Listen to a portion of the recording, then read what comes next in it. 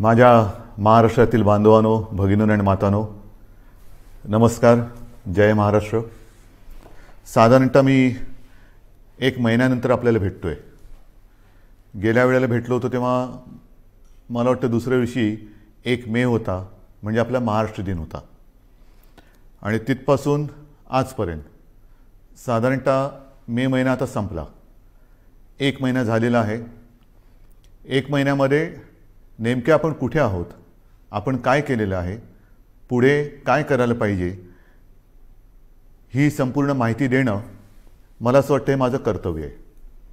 आणि नाहीतरी आपलं नातं आता एक वेगळं निर्माण झालेलंच आहे.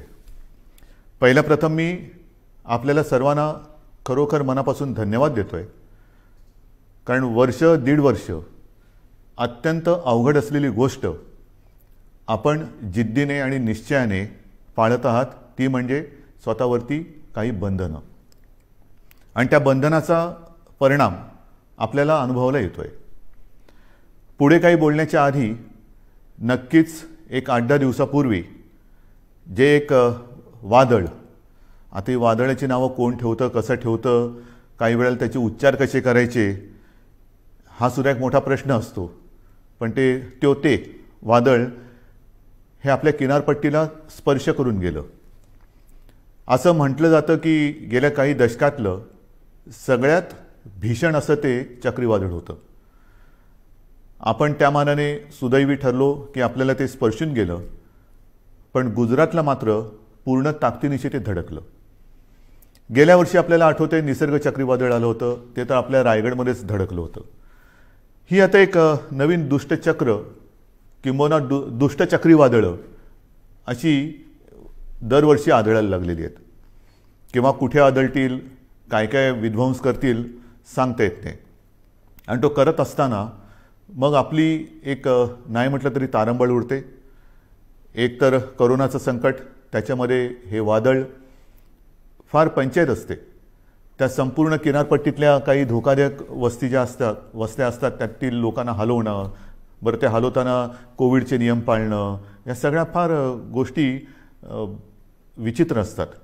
आणि त्याही परिस्थितीमध्ये आपल्या प्रशासनाने फार चांगलं काम केलेलं आहे. जनतेनेही चांगलं सहकार्य केलं आणि म्हणून आपण थोडक्यात निभावलो असं मी म्हणतो. आता प्रश्न येतो की हे वादळ आपल्याला स्पर्शून जरी गेलं तरी त्यांनी द्यायचा तो फटका दिलेलाच आहे. मी रत्नागिरी सिंधुदुर्गला जाऊन आलो. हो, मी धावता दौरा केला. कारण मी तिथे गेल्यानंतर एकतर हे वादळ येण्याच्या आधीपासून साधारणतः मिनटाला माहिती तर मी घेतच होतो. वादळ धडकल्यानंतर सुद्धा ते किती प्रमाणात कुठे काय काय धडकलं, म्हणजे त्याचा जोर जेव्हा आपल्याकडे स्पर्शून जाताना होता, वाऱ्याचा वेग किती आहे, काय किती आहे, हे सगळं मी पूर्ण लक्ष ठेवून होतोच. आणि मग तिथे जाऊन बघितल्यानंतर नुकसान किती झाले ह्याची कल्पना आली. घरावरती झाडं पडलेली आहेत, म्हणजे पडली होती. त्याच्यानंतर काही ठिकाणी वीज पुरवठा खंडित झाला होता. मग आता नुकसान भरपाईची एक गरज असते. ती नुकसान भरपाईची सुद्धा आपण घोषणा केलेली आहे. आणि घोषणा नुसती नाही तर प्रत्यक्ष द्यायला आता ती सुरुवातसुद्धा होणार आहे. महत्त्वाचा मुद्दा असतो ह्याच्यामध्ये तो निकषांचा. मधल्या काळामध्ये माननीय पंतप्रधानांसमवेत जी एक बैठक झाली होती, त्या बैठकीत मी सांगितलं होतं की अशा या आपत्त्या येतात. आपत्ती मागून आपत्ती कधीतरी येते, पण कधी अशी आपत्ती आली, हे चक्रीवादळ आलं, मग पूर येतो, अतिवृष्टी होते, दुष्काळ असतो, तेव्हा केंद्राचे काही निकष आहेत, ज्याला NDRF आणि SDRFच्या निकषाप्रमाणे मदत हे एक परिमाण मानलं जातं. मी त्याही वेळेला विनंती केली होती आणि आता पुन्हा करतोय की ते जे परिमाण आहे, निकष आहेत, ते आता बदलायला पाहिजेत. कारण आता ते थोडे अपुरे पडायला लागलेले आहेत. आता ते निकष काही जरी असले तरी आपण मात्र याही वेळेला कोकणवासियांना आणि जे कोणी त्याच्यामध्ये, म्हणजे अगदी पालघरपासून जिथे जिथे हे नुकसान ज्यांचं झालेलं आहे, त्यांना गेल्या वेळेला वादळात जे निकष लावले ते निसर्ग वादळाचे निकष, त्याच्याप्रमाणेच आपण मदत जाहीर केलेली आहे आणि तशीच ती मदत त्यांना आपण देऊ. हा झाला मुद्दा संकट आल्यानंतर करण्याच्या मदतीचा. पण आता ही संकटं जर का वारंवार येणार असतील आणि असं दिसतंय, मग त्याला बदलतं हवामान म्हणा किंवा अन्य काही गोष्टी म्हणा, तर ही वादळ जर का आपल्याकडे दरवर्षी आपल्याला त्रास देणार असतीलच आणि तशी ती देत आहेत म्हटल्यानंतर काही ठिकाणी मात्र ह्या किनारपट्टीवरती कायमस्वरूपी काही उपाययोजना करण्याची गरज आहे. मग ही कायमस्वरूपी उपाययोजनामध्ये काय काय येतं तर धूप प्रतिबंधक बंधारे आहेत की जेणेकरून लाटा आदळणार नाहीत. मग त्या परिसरामध्ये वीज पुरवठा खंडित होतो, कारण विजेचे खांबच्या खांब उन्मळून पडतात, झाडं उन्मळून पडतात, कधी तारांवरती झाडं पडतात आणि मग तारांबळ उडते आपली. तर अशा वेळेला भूमिगत तारा म्हणजे ज्या वीज वाहक तारा असतात, वायरी असतात, त्या भूमिगत करणं, त्याला आता प्राधान्य देतो आहोत. नंतर भूकंपरोधक घरं काही ठिकाणी करावी लागतील. नंतर आपल्याला ह्या ज्या काही वस्त्या अचानक काही ठिकाणी हलवाव्या लागतात, ही बांधकामंसुद्धा कधी चांगली असतील कधी नसतील, तर पक्के निवारे हे बांधण्याची गरज आहे. पक्के निवारे, कारण काही होऊ शकतं. अशा वेळेला ह्या ज्या काही कायमस्वरूपी सोयी सुविधा आपल्याला करायच्या आहेत त्याच्याबद्दल आपण सुरुवात तर केलेली आहे, पण त्याही बाबतीत केंद्र सरकारशी आपण बोलतो आहोत आणि मला खात्री आहे की केंद्र सरकार लवकरच आपल्याला या बाबतीत नक्की मदत करेल. ही झाली गोष्ट ह्या चक्रीवादळाची, तोतेच ना त्या वादळाची. मग आपला जो मुद्दा आहे तो साहजिकच आहे. 1-1.5 वर्ष जी लढाई चालली ती कोरोना. या कोरोनाच्या लढाईमध्ये आपण आत्तापर्यंत काय काय केलेलं आहे हे पहिल्यांदा आपल्याला सांगतो. आपण ज्या काही घोषणा केल्या होत्या की कोणाला काय काय देणार, तर साधारणतः आपण कुठे आहोत, काय दिलेलं आत्तापर्यंत, तर अन्न सुरक्षा योजनेमध्ये जवळपास 2,74,000 मेट्रिक टन धान्याचे मोफत वितरण आपण केलेलं आहे. शिवभोजन थाळीमध्ये सुद्धा 54-55 लाख थाळ्या यांचं मोफत वितरण आत्तापर्यंत आपण केलेलं आहे. संजय गांधी निराधार, श्रावणबाळ, वृद्धापकाळ वेतन, विधवा निवृत्ती वेतन, दिव्यांग निवृत्ती यामध्ये जवळपास 850 कोटी कोटी रुपये लाभार्थ्यांच्या बँक खात्यामध्ये थेट जमा झालेले आहेत. 850 कोटी रुपये लाभार्थ्यांच्या खात्यात जमा झालेले आहेत. त्याच्यानंतर नोंदणीकृत बांधकाम कामगारांसाठी साधारणतः हे कामगार 10 लाखाच्या आसपास आहेत. त्यांना आपण 154 कोटी 95 लाख रुपयांचा निधी थेट त्यांच्या बँक खात्यात आपण जमा केलेला आहे. घरेलू कामगारांसाठी सुद्धा 34,42,000 रुपयांचा निधी हा जमा झालेला आहे त्यांच्या खात्यात. फेरीवाल्यांसाठी सुद्धा जवळपास ते अजून चालू आहे, ह्या सगळ्या गोष्टी अजून चालू आहेत. हे आत्तापर्यंत काय केले हे मी तुम्हाला सांगतोय. फेरीवाल्यांसाठी साधारणतः 52 कोटी रुपयांचा निधी आत्तापर्यंत आपण दिलेला आहे. आदिवासींसुद्धा आपण आत्तापर्यंत साधारणतः काही लाख रुपयांचा निधी त्यांच्या खात्यामध्ये जमा केलेला आहे, अजून तो चालू आहे. जिल्हाधिकारी यांना मी सुरुवातीला सांगितलं होतं की या काळामध्ये आपण 3300 म्हणजे 3,300 कोटी रुपयांचा निधी हा ह्या कोविड काळासाठी आपण त्यांच्यासाठी मंजूर केला होता, पण प्रत्यक्षात मात्र आत्तापर्यंत 3,865 कोटींचा निधी त्यांना आपण उपलब्ध करून दिलेला आहे. तर ह्या सगळ्या गोष्टी आपण ह्या संकटामध्ये सुद्धा न डगमगता पुढे करत चाललेलो आहोत की जेणेकरून आपलं राज्य, आपला महाराष्ट्र हा सुरक्षित राहायला पाहिजे आणि त्याचबरोबरीने त्याची आबाळसुद्धा होता कामा नये, गोरगरिबांची आबाळ होता कामा नये. याचं कारण आपल्याला सर्वांना माहिती आहे की निर्बंध लादल्यानंतर ते लादावे लागतात. फार त्याच्यासारखं वाईट काम असेल कोणतं असं मला वाटत नाही की लोकांवरती, जनतेवरती, आपल्या स्वतःच्या जनतेवरती निर्बंध लादणं. जी जनता आपल्यावरती प्रेम करते आहे, जी जनता आपल्याला आपलं मानते आहे, आपल्या घरातील एक मानते आहे, त्यांच्यावरती बंधनं लादणं यासारखं दुसरं कोणतेही कटू काम कोणाला करावं लागत असेल असं मला वाटत नाही. पण ते मला नाईलाजाने करावं लागते. आपल्या राज्याच्या आणि आपल्या सगळ्यांच्या जीवाच्या काळजीने आणि काळजीपोटी करावं लागते. बरं, तर ही त्याची तुम्हाला माहिती दिल्यानंतर साधारणतः आता काही जण असं म्हणत आहेत की आता लाट आहे ती खाली यायला लागलेली आहे, मग आता काय करणार, ही निर्बंध उठवणार का? तर याचीसुद्धा मला एक तुम्हाला माहिती देण्याची आवश्यकता वाटते की नेमकं आपण कुठे आहोत. एक गोष्ट नक्की की गेल्या वेळेला मी आपल्याशी बोललो होतो त्याच्यात आणि आत्तामध्ये खूप फरक पडलेला आहे, नक्कीच पडलेला आहे. म्हणजे जर आपण पाहिलं तर आत्ता साधारणतः आजची म्हणजे 30 मे आजची जी परिस्थिती आहे त्याच्यात आपल्याकडे आज 18,000च्या आसपास रुग्णसंख्या आहे सापडलेली. मात्र अजूनही जी रुग्णसंख्या आहे ती एक 2-5 दिवसापूर्वीचा जर का आकडा पाहिला तर गेल्या लाटेमध्ये जी एक सर्वोच्च ज्याला आपण पीक म्हणतो ती जी संख्या होती तिच्या बरोबरीत आहे. आता थोडीशी कमी होते आणि आपल्याला कल्पना आहे की त्यावेळेला जे शिखर आपण गाठलं होतं ते सणासुदीच्या नंतर गाठलं होतं. ह्यावेळेचं शिखर हे सणासुदीच्या आधी आलेलं आहे. म्हणजे सर्वोच्च म्हणजे जो उच्चांक आहे त्याचीसुद्धा तुम्हाला एक तुलनात्मक मी हे सांगणारच आहे. परंतु आत्ता जर बघितलं तर साधारणतः 17 ते 19 सप्टेंबर 2020च्या सुमारास आपल्या राज्यामध्ये 24,886 रुग्ण होते त्या एका दिवसात सापडणारे. आता 26 मेची जर का आकडेवारी पाहिली तर त्या 26 मेला म्हणजे 4 दिवसापूर्वी साधारणतः 24,752 एवढे रुग्ण आपल्याला आत्ता 4 दिवसापूर्वी आढळलेले आहेत. हे 4 दिवसापूर्वीची गोष्ट आहे. आज साधारणतः ती 18,000पर्यंत आलेली आहे. अजून आता नवीन व्यवस्थित आकडे येतील. म्हणजेच काय की अजूनही आपण म्हणावं तेवढं खाली आलेलो नाही. गेल्या वेळेला जे एक सर्वोच्च जे पीक ज्याला म्हणतो आपण जे गाठलं होतं आणि ते खालून वरती आलं होतं, यावेळेला ही जी संख्या आहे ती वरून खाली आलेली आहे. म्हणजे तीही आकडेवारी माझ्याकडे असणार, मी तुम्हाला देतो ती पण आकडेवारी. एक गोष्ट दिलासादायक नक्कीच आहे. बरं, त्याच्या आधी सक्रिय रुग्णसुद्धा सांगतो. सक्रिय रुग्ण त्या काळामध्ये साधारणतः 3,01,752 होते. 26 मेला आपल्याकडे सक्रिय रुग्ण 3,15,042 आहेत. म्हणजे बरोबरीमध्ये आत्ता आपण आलेलो आहोत गेल्या वेळेच्या उच्चांकावरती. एक मात्र मी जे सांगतो तुम्हाला दिलासादायक गोष्ट ती नक्कीच आहे की रुग्ण बरं होण्याचं जे प्रमाण आहे ते त्यावेळेला 78% होतं, यावेळेला या दिवसांमध्ये 92% आहे. म्हणजे ही नक्कीच दिलासा देणारी ही गोष्ट आहे. मृत्यूदरसुद्धा गेल्या वेळेला साधारणतः 2.65% होता, यावेळेला 1.62%. म्हणजे ही एक थोडीशी चांगली वाईट जी काय गोष्ट आहे ती तुम्हाला मी आपल्या समोर मांडलेली आहे. एक गोष्ट लक्षात ठेवा, पुन्हा एकदा सांगतो की रुग्णसंख्या जरी कमी होत चाललेली असली तरी देखील गेल्या वेळेला सर्वोच्च जी रुग्णसंख्या होती तिच्या बरोबरीत आत्ता आपण आलेलो आहोत. त्यावेळेनंतर आपण काही काळ अजूनही तेव्हा कडक लॉकडाऊन केला होता, हा ठेवलेला होता.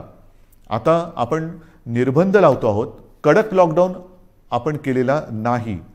पण हे मी तुम्हाला सांगत असताना जशी ही रुग्णसंख्या काही ठिकाणी किंवा बऱ्याच ठिकाणी कमी होत चाललेली असली तरी देखील महाराष्ट्रामध्ये मात्र काही जिल्हे असे आहेत की त्या जिल्ह्यांमध्ये काही कारणं असतील, निर्बंध थोडेसे शिथिल असतील, थोडंसं एक मोकळीक लोक जास्त घेत असतील, काही जिल्ह्यात रुग्णसंख्या हलकीशी वाढताना दिसते आणि ती मला थोडीशी काळजीची गोष्ट वाटते.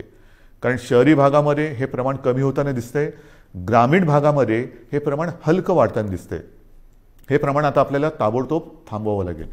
याचं कारण असं की आपण जो एक अनुमान आहे आपल्याकडे की तिसरी लाट येऊ शकते, मग तिसरी लाट कोणात येणार, लहान मुलांमध्ये येणार का, आणखीन कुठे येणार का, तर तिसरी लाट ही अशी काय तारीख सांगून येणार नाही आहे.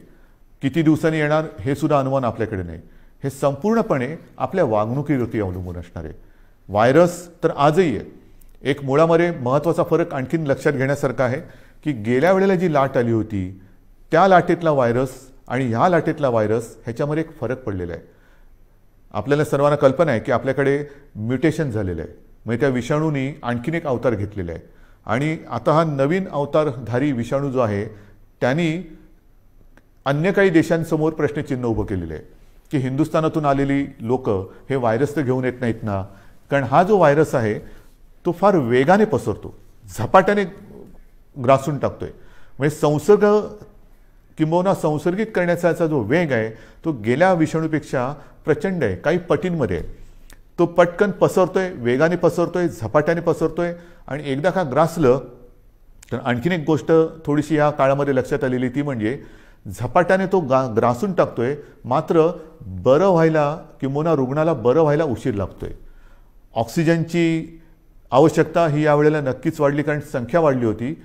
जशी ऑक्सिजनची आवश्यकता वाढली त्याचप्रमाणे ऑक्सिजनची आवश्यकता नुसतीच वाढली नाही, तर ऑक्सिजनची आवश्यकता काही काळ म्हणजे दीर्घकाळ लागली.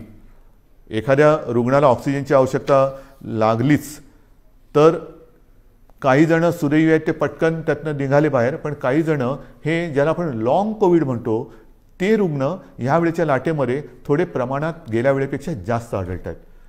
तर ही एक नाही म्हटलं तरी तुम्हाला मी वस्तुस्थिती सांगितली की गेल्या वेळेची लाट आणि या वेळेची लाट. आता तिसरी लाट त्याच्याबद्दल मी तुम्हाला नंतर सांगणारच आहे. पण ह्या निमित्ताने आता मध्ये हा जो काही उतार आलेला आहे त्या उतारामध्ये आपल्याला गेल्या वेळेला असं वाटलं होतं की किती वाढले, हां ठीक आहे दिवसाला 24,000 सापडले होते ना, त्याच्यापेक्षा पण कितीतरी आपण बेड्स वाढवलेले आहेत.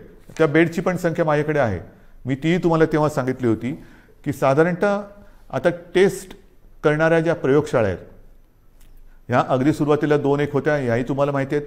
आता सुमारे 600च्या आसपास आपण प्रयोगशाळा संपूर्ण राज्यात, मग RT-PCR आहेत, रॅट आहेत, आणखीनही काही किट नवीन नवीन बाजारात येत आहेत. ही सगळी केंद्र किंवा प्रयोगशाळा पण चालू केलेल्या आहेत. ICU बेड्स वाढवलेले आहेत, ऑक्सिजन बेड्स वाढवलेले आहेत.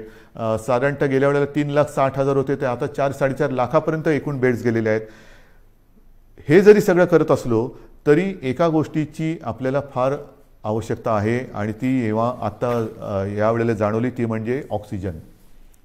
मला अजूनही ते दिवस आठवले का घाम फुटतो. ऑक्सिजन आता काही तासापुरताच राहिलेला आहे. ऑक्सिजन केवळ आज रात्रीपुरताच राहिलेला आहे. अशी जेव्हा फोन हॉस्पिटलमधनं किंवा जिल्ह्यातनं येत होते तेव्हा संपूर्ण आपल्या प्रशासकीय यंत्रणेचे धाबे दणाणत होते. करायचं काय हा मोठा प्रश्न होता. ह्याचं कारण तुम्हाला सर्वांना मी मागेही सांगितलेलं आहे की आपल्या राज्यात ऑक्सिजन निर्मितीची क्षमता ही साधारणतः 1200 मेट्रिक टन आहे. 1200 ते 1250. आता आणखीन त्याच्यामध्ये काही जणांनी जसं काही साखर कारखान्याने ऑक्सिजन निर्मिती सुरू केलेली आहे, काही हॉस्पिटलमध्ये PSA प्लांट लागलेले आहेत. असे सगळे मिळून एक 1250 होतं तर 1300पर्यंत गेलेलो असू. पण प्रत्यक्ष आपल्याला यावेळेला ऑक्सिजनची आवश्यकता लागली ती 1700 मेट्रिक टन दर दिवसाला. मी आपण निर्मिती करत होतो 1200, त्याच्यामध्ये 500 अधिक लागले. बरं, या 1200मध्ये आपण उद्योगाचा ऑक्सिजन, ज्या उद्योगाला ऑक्सिजनची आवश्यकता लागते तो ऑक्सिजन पूर्ण बंद करून संपूर्ण ऑक्सिजन आरोग्यासाठी आणि या रुग्णांसाठी वापरला. तोही कमी पडला आणि मग मात्र जी काय आपली तारंबळ उडाली होती की जामनगरमधनं मागो, भिलईतून मागो, रूरकेलामधून मागो, म्हणजे काही शेकडो ते काही हजारो किलोमीटर अंतरावरून आपल्याला ऑक्सिजन आणावा लागत होता. आजही तो आपण आणतो आहोत तसं पाहिलं तर. आणि आपल्याला कल्पना आहे, आपण बातम्यात पाहिलं असणार की इथून रिकामे टँकर्स हे केंद्राच्या मदतीने एअरलिफ्ट करून ते जे ऑक्सिजन प्लांट बाहेरच्या राज्यात आहेत तिथे नेत होतो आणि ते भरल्यानंतर मात्र आपल्याला ते रस्त्याने किंवा ट्रेनने आणावं लागत होते. ही संपूर्ण जी काय यातायात होती हे कशी आपण निभावून नेली ती त्या सगळ्या प्रशासकीय यंत्रणेचं एक कौतुक करावं लागेल. ऑक्सिजन ऑडिट करून ऑक्सिजनची गळती म्हणजे अतिरिक्त ऑक्सिजन जिकडे वापरला जात होता त्याच्यावरती निर्बंध आणले. हे सगळं फार तारेवरची कसरत होती. आणि मग माझ्या मनामध्ये आहे ते हेच आहे की जर का आत्ताचा जो अवतार बदललेला विषाणू आहे तो अजूनही पूर्ण त्याला आपण काबूत आणलेला नाही. गेल्या वेळेच्या उच्चांकाच्या बरोबरीने आज आपली रुग्णसंख्या आहे. यावेळेला तो जर का सुटला आणि काही पटीत आलेली लाट होती, म्हणजे यावेळेला साधारणतः तुम्हाला कल्पना आहे 66-67 हजार रुग्ण हे दर दिवशी आढळत होते. म्हणजे गेल्या वेळेला 24,000 होते, यावेळेला 66-67 हजार दर दिवशी रुग्ण आपल्याला आढळत होते, पॉझिटिव्ह रुग्ण आपल्याला सापडत होते. हा आता विषाणू जर का सुटला आणि पुन्हा तशा ह्याच्यात तिसरी लाट आली तर बाकी सगळं बेड्स वगैरे आपण वाढू, डॉक्टरची कमतरता ही तशीच असणार आहे. ऑक्सिजनची कमतरता पडली तर मग मात्र आपल्याला फार कठीण जाणार आहे. त्याच्यामुळे ह्या काही गोष्टी ह्या आपल्याला लक्षात घेऊन पुढची पावलं ही खूप सावधतेने टाकावी लागणार आहेत. बरं, हे कमी पडते की काय म्हणून ते आता नवीन आलेलं आहे म्युकॉरमायकोसिस, काळी फंगस. ही काळी जादू माहिती होती, काळी विद्या माहिती होती, आता काळी फंगस आलेली आहे. म्हणजे बुरशीसुद्धा, काळी बुरशी, म्युकॉरमायकोसिस. आता हा सुद्धा जो प्रकार आहे त्याच्यावरती सुद्धा साधारणतः आपल्या राज्यात 3-1 हजार रुग्ण त्याचे आहेत. ही काही साथ नाही आहे, पण त्याची कारणं ही सुद्धा आपल्या लक्षात आलेली आहे. आपल्या टास्क फोर्समध्ये त्यातले सुद्धा तज्ज्ञ डॉक्टर, मी गेल्या वेळेला सांगितलं आपल्या ठाण्याचे आशिष भूमकर, डॉक्टर आशिष भूमकर, त्यांचा समावेश केलेला आहे. असे त्या विषयातले तज्ज्ञ डॉक्टर आपण वेळोवेळी या टास्क फोर्समध्ये घेतो आहोत, त्यांचं मार्गदर्शन घेतो आहोत आणि उपाययोजना, उपचार पद्धती कशी असायला पाहिजे, कशामुळे म्युकॉरमायकोसिस होतो. तर एक जे कारण त्यांनी सांगितलं ते म्हणजे साधारणतः या कोविडच्या काळात, म्हणजे ज्याला कोविड होतो, कोरोना होतो, त्या रुग्णामध्ये साखरेचं प्रमाण वाढतं. हा कोरोनाचा एक कदाचित साईड इफेक्ट असेल. आणि साखरेचं प्रमाण वाढलं असताना जर जास्त प्रमाणात आणि जास्त काळासाठी स्टिरॉइड दिलं गेलं तर मात्र म्युकॉर तर हवेमध्ये आहे, ही फंगस तर हवेमध्ये आहे, तर त्याच्यामध्ये आपल्या रक्तात जे फ्री आयन तयार होतं ते त्याला आकर्षित करतं आणि तिथून म्युकॉरमायकोसिसला सुरुवात होते. मग हे कारण त्यांनी सांगितलं. आणखीन काही कारण आहे का? आणखीन काय करू शकतो. तर ह्या सगळ्या गोष्टी आपण डॉक्टरना सांगतो आहोत. याच्यामध्ये आणखीन एक गोष्ट नव्याने आपण केलेली आहे, ती म्हणजे नवीन एक संकल्पना मी मांडली आणि तिला ते यश येते. माझा डॉक्टर. माझा डॉक्टर. माझा डॉक्टर म्हणजे काय, आपल्याला सर्वांना माहिती आहे की आपल्या कुटुंबाला एक फॅमिली डॉक्टर असतो. काही सर्दी खोकला वगैरे काही झालं तरी आपण पटकन, डॉक्टर मला जरा खोकला आलाय काय करू, डॉक्टर मला कालपासून असंच होते काय करू. हा माझा डॉक्टर हा एक असतो. आणि ह्या डॉक्टरना आपल्या कुटुंबातील जवळपास सर्व सदस्यांच्या तब्येतीची एक माहिती असते. कोणाला कसली ॲलर्जी आहे, कोणाला काय होतं, काय औषध दिलं तर काय त्याला चालतं, काय दिलं तर चालत नाही. त्या डॉक्टरना मी आवाहन केलं. जवळपास काही हजार डॉक्टर, म्हणजे सगळे जर का पकडले तर लाखाच्या आसपास डॉक्टर्स, त्यांच्याशी जसा मी आपल्याशी संवाद साधतोय तसा संवाद त्यांच्याबरोबर साधला आपल्यासोबतच्या तज्ज्ञ डॉक्टरांना घेऊन. आणि हे सगळे वाड्या वस्त्यांमधले डॉक्टर आहेत, पाड्यांमधले डॉक्टर आहेत, अगदी आपल्या गल्लीतले डॉक्टर असतील, आपल्या सोसायटीमधले डॉक्टर असतील. ह्या सगळ्या डॉक्टरना मी आता आवाहन केलं. त्यांनीसुद्धा प्रतिसाद दिलेला आहे. ह्याचं कारण असं की आता पावसाळा येतोय. पावसाळ्याचे साथीचे आजार ते तर आहेत आणि त्याच्यात कोरोना. तुम्हाला कल्पना आहे की लक्षणं तीच आहेत. सर्दी खोकला ताप, घसा बसणं, घसा दुखणं, इतर पोट बिघडणं. आता हा नेमका रुग्ण ओळखणं हे फार मोठं काम आहे. कोविड आणि नॉन कोविड. पहिल्यांदा आपण कोणाकडे जातो, माझ्या डॉक्टरकडे, आपला डॉक्टर. आणि ह्या डॉक्टरची भूमिका आहे फार मोलाची आहे.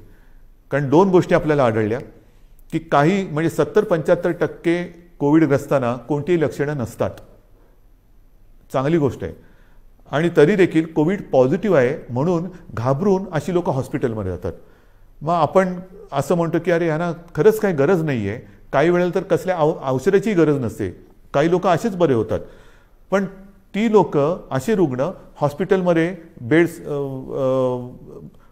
घेऊन बसतात आणि ज्यांना गरज असते त्यांना बेड्स मिळत नाहीत. मग आपण त्यांना विनंती करतो की ताई, दादा, कोणी असतील, काका, तुम्हाला हॉस्पिटलमध्ये राहण्याची गरज नाही हो. तुम्ही घरच्या घरी जर शक्य असेल तर विलगीकरणात राहा की जेणेकरून तुमच्या कुटुंबियांना कोरोनाचा त्रास होणार नाही. पण जर का नसेल तर मग आपलं सरकारी जी काही क्वारंटाईनची सोय केलेली आहे त्याच्यामध्ये राहा.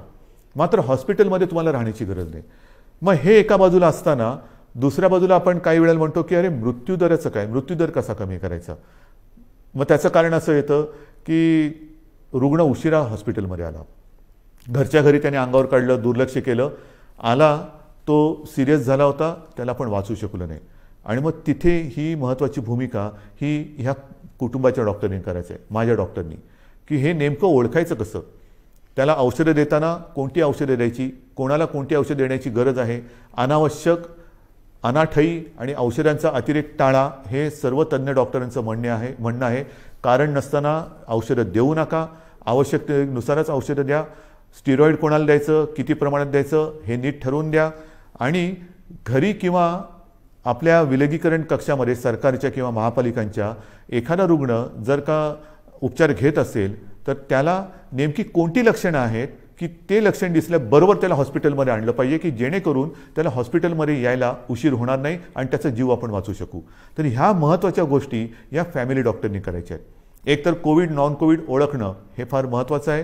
ते ओळखल्यानंतर कोविड रुग्ण असेल, त्याच्या घरामध्ये विलगीकरणाची सोय नसेल तर त्याला सांगितलं पाहिजे की तू कोविडग्रस्त आहेस, तू या इकडे राहा. आणि मग त्याला औषधं देण्याची जबाबदारी आणि ही लक्षणं ओळखण्याची एक जबाबदारी ही या डॉक्टरने करायची.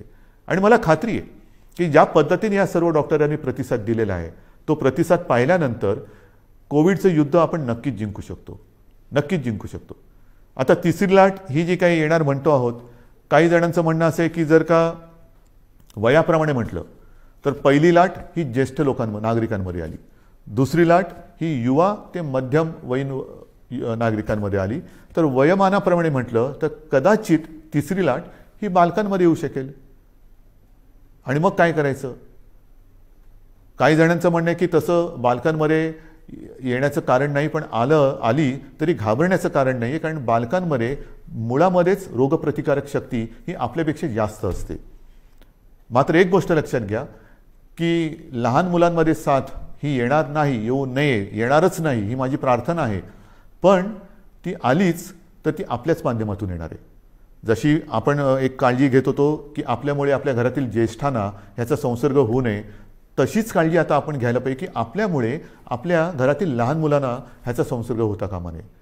तर ही जर का काळजी आपण घेतली तर मला असं वाटतं आपण आपल्या बालकांना आणि आपल्या घराला सुरक्षित ठेवू शकतो. पण तरी देखील ही शक्यता लक्षात घेऊन महाराष्ट्रातल्या तज्ज्ञ बालरोग तज्ज्ञांचा सुद्धा मी टास्क फोर्स म्हणजे कृती दल तयार केलेलं आहे. डॉक्टर सुहास प्रभू हे त्यांच्या अध्यक्षतेखाली ही मी कृती समिती किंवा कृती दल तयार केलेलं आहे. त्यांच्याबरोबर सुद्धा माझ्या चर्चा सुरू आहेत.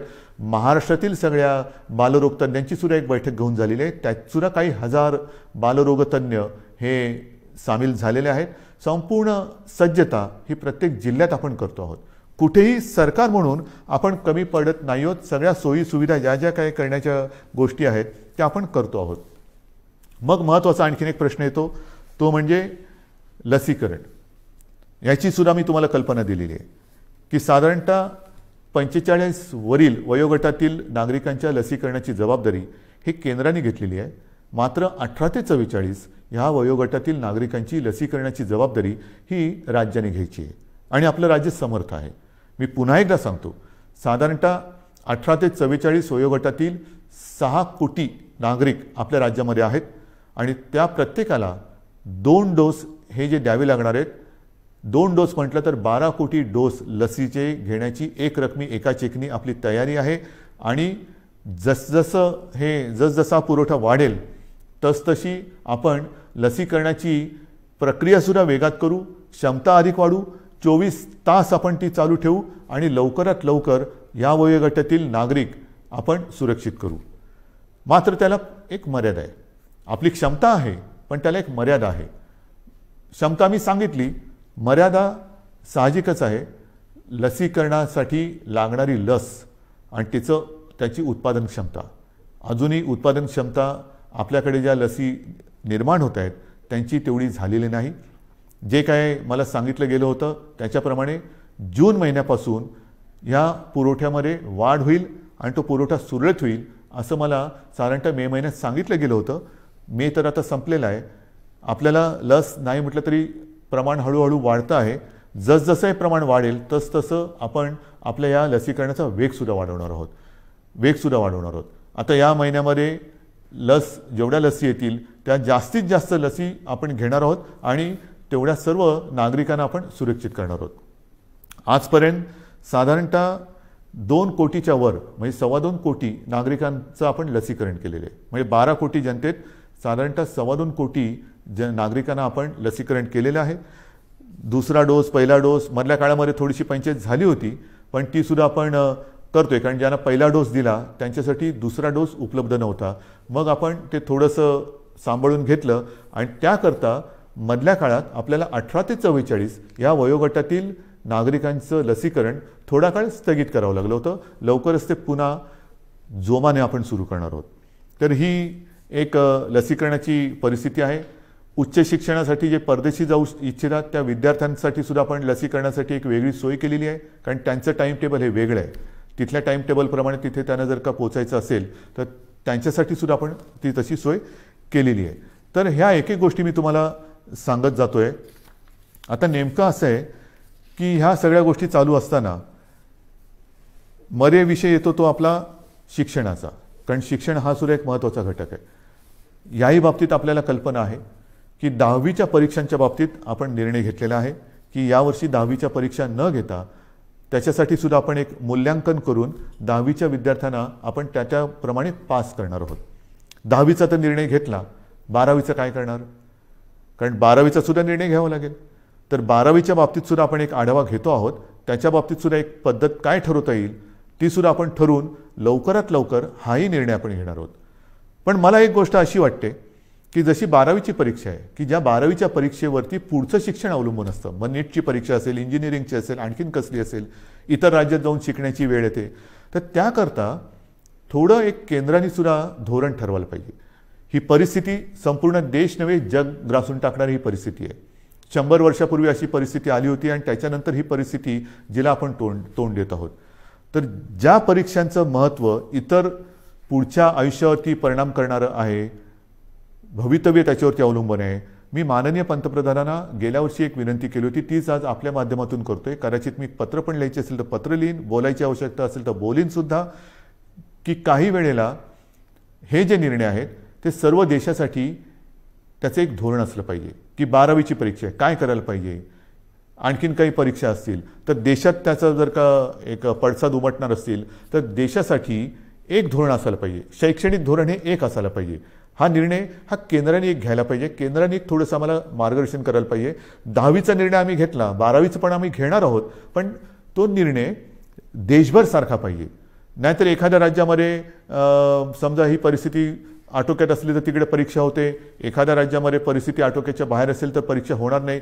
विद्यार्थ्यांचं नेमकं भवितव्य काय, तर त्याच्यात सुद्धा एक समानता असली पाहिजे.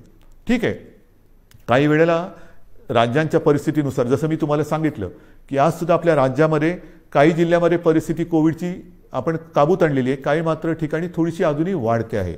असं काही राज्यांमध्ये आहे. काही राज्यांची परिस्थिती चांगली आहे, काही राज्यांमध्ये अजूनही वाढते, काही राज्य तसे स्थिर आहेत. तर धोरण मात्र एक असायला पाहिजे. आणि मी माननीय पंतप्रधानांना एकदा पुन्हा विनंती करणार आहे. पण त्याचबरोबरीने या गोष्टी ज्या आपण बघतो आहोत की साधारणतः लाटांमागून लाटा येत आहेत, मग काय करायचं. ऑफिसच्या बाबतीत जसं मी म्हटलं की वर्क फ्रॉम होम, तसंच शिक्षणाच्या बाबतीत सुद्धा काही क्रांतिकारक निर्णय आपल्याला घेण्याची गरज आहे. की काय करता येईल, अजूनही हे नेटवर्किंग कसं करता येईल, केबलिंग कसं करता येईल, की मुलांना सुद्धा जर का हा लॉकडाऊन किंवा कोविड अजून काही महिने काही काळ चालला, आपल्याला असं वाटलं होतं की 2020 हे वर्ष कोविडग्रस्त म्हणून होईल आणि 21मध्ये सगळी दारं उघडतील, तर झालं भलतंच. 20पेक्षा अधिक मोठ्या प्रमाणावरती लाट आली आणि ती लाट आल्यानंतर सणासुदीला अजून सुरुवात व्हायची, त्याच्या आधी ही मोठी लाट आली. पुढे कसं जायचं हा एक प्रश्न आहे. तो प्रश्न सोडवताना शिक्षणाचा प्रश्न कसा सोडवायचा, शिक्षण चालू राहिलं पाहिजे, तर त्याच्यासाठी शिक्षणामध्ये सुद्धा काही क्रांतिकारक निर्णय घेण्याची आवश्यकता आहे. आणि त्याही बाबतीमध्ये आपण निर्णय घेत आहोत, काही योजना तयार करतो आहोत. वर्क फ्रॉम होमसारखं शिक्षण कसं करता येईल, ऑनलाईन काय करता येईल का, ह्या सगळ्या गोष्टी आपण बघतो आहोत की जेणेकरून आपल्याला त्याच्यात त्रास होणार नाही. जसं मी तुम्हाला सांगितलं की तिसऱ्या लाटेची तयारी करताना मी गेल्या महिन्यामध्ये काही उद्योगपतींची बैठक घेतली होती, याही आठवड्यात मी घेणार आहे. की लॉकडाऊनसारखी परिस्थिती निर्माण झाली तरी देखील अर्थचक्र फिरलं पाहिजे. आणि अर्थचक्र फिरण्यासाठी उद्योगधंद्यांनी काय करायला पाहिजे, कामगारांची व्यवस्था कशी केली पाहिजे, ह्या जशा काही गोष्टी करायच्या आहेत तशाच काही गोष्टी आपल्याला शिक्षणासाठी सुद्धा कराव्या लागणार आहेत. आणि ह्या सगळ्या गोष्टी करत असताना आपल्याला सर्व काही हळूवारपणाने पूर्वपदावरती आणावंच लागेल. एक एक एक एक गोष्ट नाही तर प्रत्येक वेळेला कोरोना वाढला की लॉकडाऊन करा, कोरोना कमी झाला की कुलूप उघडा, म्हणजे मला फक्त तेवढंच एक चावीवाल्याची भूमिका करावी लागली. अशी एकदा चावी फिरवा, अशी एकदा चावी फिरवा, हे काय काम आवडणारं काम नाही आहे. आपल्याला कोविडसोबत राहायचं नाही तर कोविडवरती मात करायची आहे. आणि म्हणून मला असं वाटतं की काही गोष्टी ह्या आता आपल्याला जाणीवपूर्वक कराव्या लागतील. मधल्या काळामध्ये एक थोडीशी शिथिलता आणण्याचा आपण प्रयत्न केला. ती शिथिलता, त्याचे दुष्परिणाम ते सुद्धा आपण बघितलेले आहेत. आणि मग काही गोष्टी ह्या आपल्याला अंगीकाराव्याच लागतील. ज्या 3 गोष्टी सातत्याने सांगतो, मास्क वापरा, हात धुवा, अंतर ठेवा, त्याबरोबरीने आपल्याला काही मोहिमा, जसं माझे कुटुंब माझी जबाबदारी, ही मोहीम आपण राबवली, यशस्वीपणाने राबवली, त्याचाही चांगला परिणाम आपल्याला मिळाला. आता पुढे काय करायचं, मला असं वाटतं जर का आपण ठरवलं, आणि आपण ठरवू शकतो, हे जे काही आपण नियंत्रण आजसुद्धा दुसऱ्या लाटेवरती आपण आणलेलं आहे. आज सर्वत्र देशात आणि परदेशात सुद्धा महाराष्ट्राचं कौतुक होते, महाराष्ट्र सरकारचं कौतुक होते. पण हे कौतुक केवळ सरकारचं नाही तर आपलं आहे, मायबाप जनतेचं आहे.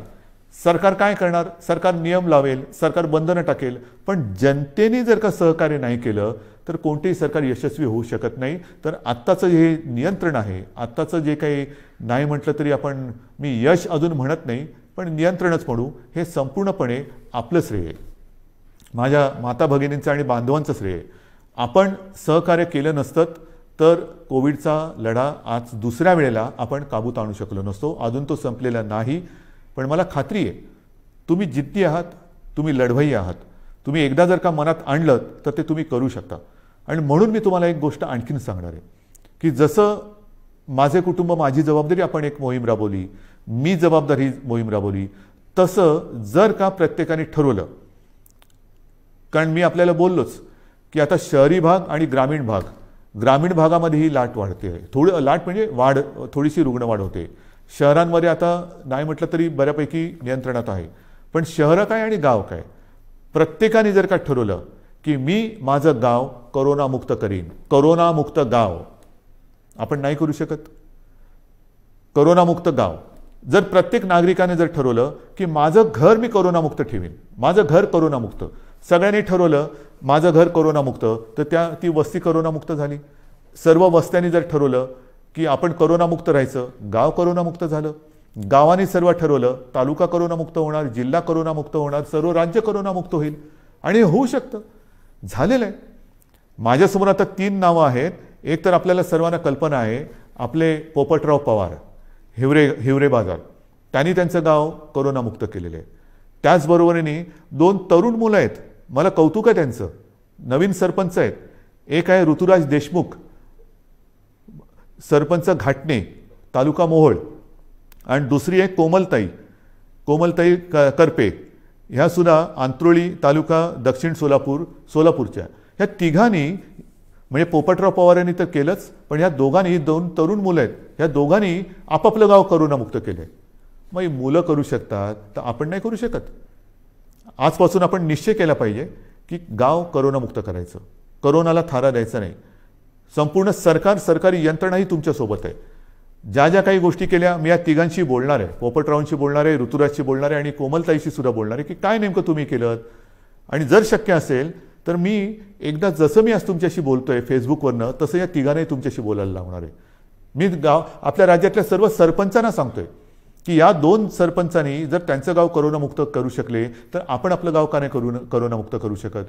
आणि हा निश्चय जोपर्यंत आपण करत नाही तोपर्यंत ही नुसती उघडझाप जशी ती गेलेली ट्यूबलाईट कधी उघडझाप कधी पेटते, कधी बंद होते, कधी पेटते, ही अशा ट्यूबलाईटसारखं नको. आपल्याला लख्ख प्रकाश टाकायचं आहे. जे काय करायचं ते लख्ख प्रकाशात करायचं. तर आपल्याला कोरोनामुक्त गाव ही मोहीम आजपासून आता राबवायची. माझं घर कोरोनामुक्त पाहिजे, माझी वस्ती कोरोनामुक्त पाहिजे, माझं गाव कोरोनामुक्त पाहिजे, जिल्हा कोरोनामुक्त पाहिजे, आणि सर्व जिल्हे कोरोनामुक्त झालं तर माझा महाराष्ट्र कोरोनामुक्त होणार आहे. आणि मग महाराष्ट्राचं उदाहरण इतर राज्यांनी घेतलं तर देश कोरोनामुक्त होणार आहे. सुरुवात कोणीतरी करायला पाहिजे, ती सुरुवात महाराष्ट्राने करायला पाहिजे. कारण दरवेळेला आपण म्हणतो की महाराष्ट्र हा देशाला दिशा दाखवतो, ही दिशा आता दाखवण्याची वेळ आलेली आहे. गाव आपल्याला कोरोनामुक्त हे करावंच लागेल. आणि हे मला खात्री आहे की आपण केल्याशिवाय राहणार नाही. आज मी आपल्याशी बोलताना पावसाळा तोंडावर आहे, कृषीचा हंगाम सुरू होतोय. हंगाम सुरू होतं म्हटल्यानंतर मला तमाम शेतकरी दादांना सांगायचं आहे की गेल्याही वर्षी महाराष्ट्राच्या अर्थव्यवस्थेला तुम्ही मोठा हातभार लावलेला आहात. शेती आणि शेतीविषयक सगळे व्यवहार हे आपण थांबू दिले नव्हते, याही वेळेला थांबू देणार नाही आहोत. मग तुमचे बियाण्यांची दुकानं असतील, खतापाण्याची दुकानं असतील, इतर अवजारांची दुकानं असतील, तीसुद्धा आपण इतर काही दुकानं आपल्याला बंद ठेवावी लागली तरी ही दुकानं आपण बंद ठेवणार नाही आहोत. मात्र त्याला थोडंसं एक वेळेचं बंधन ठेवावं लागणार आहे. पण हे करताना कृपा करून गर्दी होऊ देऊ नका. एकतर स्वतः तोंडाला मास्क लावा. या हंगामामध्ये मग नांगरणी असेल, पेरणी असेल, अमुक असेल, तमुक असेल, मग उद्या कापणी होईल, अमुक होईल, मग शेतमजूर इकडे तिकडे यायला जायला लागतील. पण ही सगळी जी वर्दळ आहे ती वर्दळ करताना कोरोनाविषयक ज्या काही नियमावली आहेत त्या कृपा करून पाळा. कारण आपण केवळ राज्याचेच नव्हे तर देशाचे अन्नदाते आहेत. आणि अन्नदात्याचं जर का आरोग्य बिघडलं तर देशाचं आरोग्य बिघडलं. आपण अन्नदाते आहात, आपण सुरक्षित राहा.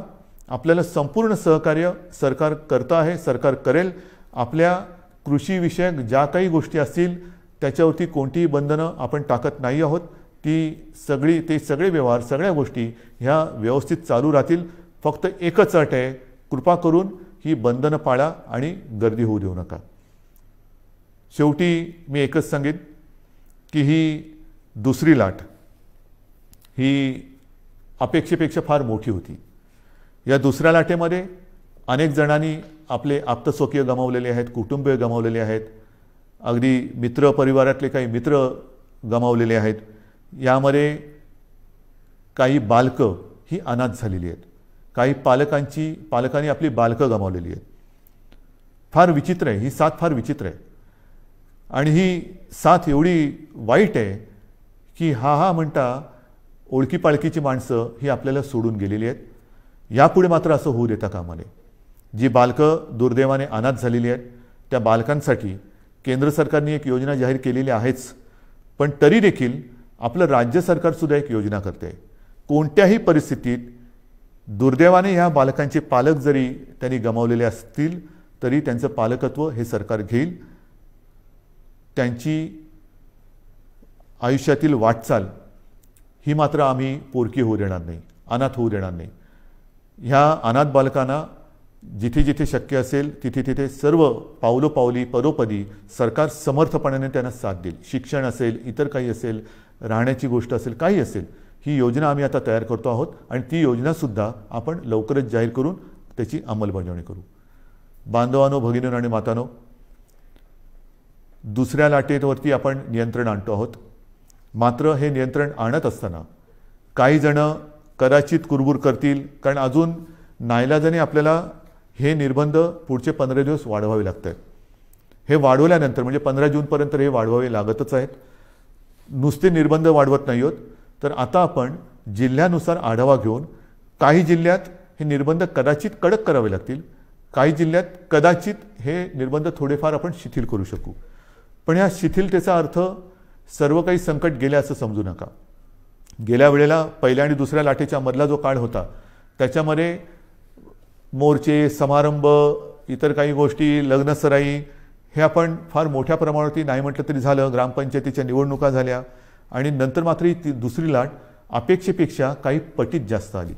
आता हळूहळू काही लोक तयार सुरू होतील की हे उघडा ते उघडा, अमुक नाही केलं तर आम्ही रस्त्यावरती उतरू, मग आम्ही करोना काय बघणार नाही, हे उघडलं नाही तर आम्ही तसं करू. त्यांना मी सांगतोय, कृपा करून तुम्ही ह्या गोष्टी अशा करू नका.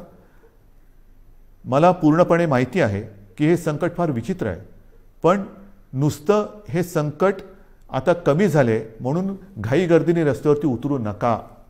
कारण जर का रस्त्यावरती उतरणार असाल तर मी म्हणेन कोरोना योद्धे म्हणून उतरा, कोरोना दूत म्हणून उतरू नका. जरा सरकारला तुम्ही जर का असं सांगणार असाल की अमुक नाही केलं तर आम्ही रस्त्यावरती उतरू, तर मला नम्रपणाने सांगायचं आहे की कोरोनाची साथ हा सरकारी कार्यक्रम नाही, ही सरकारी योजना नाही. कोरोनाची साथ ही सरकारी योजना नाही की जिच्या विरोधासाठी तुम्ही रस्त्यावरती उतरावं. तर तो जर का आपला गैरसमज असेल तर तो कृपा करून आपल्या मनातून काढून टाका. तो जर का आपला संभ्रम असेल तर मनातून काढून टाका.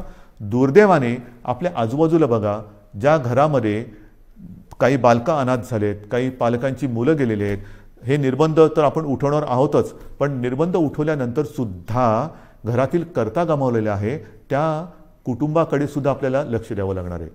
तर हे रस्त्यावरती उतरणं म्हणजेच तिसऱ्या लाटेला आमंत्रण देणं आहे. तर त्या तिसऱ्या लाटेचे आमंत्रक आपण होऊ नका. तिसऱ्या लाटेचे निमंत्रक आपण होऊ नका. कारण माझ्यासमोर संपूर्ण महाराष्ट्रातल्या जनतेच्या जीवनाचा प्रश्न आहे, आयुष्याचा प्रश्न आहे. मी पुन्हा एकदा सांगतो, हे निर्बंध लादणं यासारखं कटू काम दुसरं कोणतं असूच शकत नाही. पण मात्र हे आपल्या आरोग्य व्यवस्थेचं प्रमाण बघून आपल्याला या गोष्टी कराव्या लागतात. अजूनही ऑक्सिजनची व्यवस्था आपण वाढवतोय. मिशन ऑक्सिजन हा एक कार्यक्रम घेतला आहे, जरूर घेतला आहे. काही ठिकाणी आपण प्लांट्स लावायला सुरुवात केलेली आहे, पण छोटे, मध्यम आणि मोठे असे प्लांट लावायला साधारणतः 3 महिने ते 18 महिन्यापर्यंत हा कालावधी लागू शकतो आहे. तो लक्षात घेता आपल्याला फार हळुवारपणाने एक एक गोष्टी ह्या उघडत जाव्या लागणार आहेत. आणि म्हणून आजपर्यंत आपण जसं सहकार्य केलं तसंच सहकार्य साहजिकच आहे. हे आपल्यासाठी, आपल्या प्रियजनांसाठी, आपल्या मित्रपरिवारासाठी, आप्तसोक्यांसाठी हे मला अपेक्षित आहे. मी अधिक नुसतं निर्बंध लादायचे म्हणून लादणाऱ्यातला नाही, हे पुन्हा एकदा नम्रपणाने सांगतो. मात्र काही वेळेला हा बदललेला विषाणूचा अवतार बघून आपल्याला फार हळुवारपणाने निर्बंध उघडावे लागतील. विशेष म्हणजे तिसरी लाट जर का काही तज्ज्ञांच्या मते मुलांमध्ये येणार असेल तर पुन्हा हा काळ शाळा सुरू होण्याचा आहे. हाही एक विचार आपल्याला करावा लागणार आहे. या सगळ्या गोष्टीचा विचार करून तिसऱ्या लाटेचा प्रभाव किंबहुना तिसरी लाट येऊच नये त्याच्यासाठी प्रयत्न करणं गरजेचं आहे. आणि मला खात्री आहे, मी पुन्हा एकदा सांगतो की करोनामुक्त गाव ही योजना जर का आपण सफल केली तर तिसरी लाट आपण येऊच देणार नाही. कारण 2 वेळा आपण हे करून दाखवलेलं आहे. पहिली लाटसुद्धा आपण नियंत्रणात आणून दाखवली, दुसरी लाटसुद्धा आपणच नियंत्रणात आणून दाखवली. आता 2 वेळेचा अनुभव लक्षात आल्यानंतर काय केल्यानंतर काय होतं, त्याच्यामुळे काय करावे आणि काय करू नये हे आपल्याला चांगलं कळलेलं आहे. आणि ते कळल्यानंतर मला खात्री आहे सगळ्यांनी जर का जिद्दीने ठरवलं की माझं घर मी करोनामुक्त करेन, माझं गाव मी करोनामुक्त करेन, माझं जिल्हा करोनामुक्त करेन, माझं राज्य करोनामुक्त करेन, हा जर का निर्धार आपण केला तर तिसरी लाट आपण येऊ देणार नाही आणि ती येऊ देऊ नका अशी एक विनंती करून तूर्त मी आपली रजा घेतो. धन्यवाद. जय हिंद, जय महाराष्ट्र.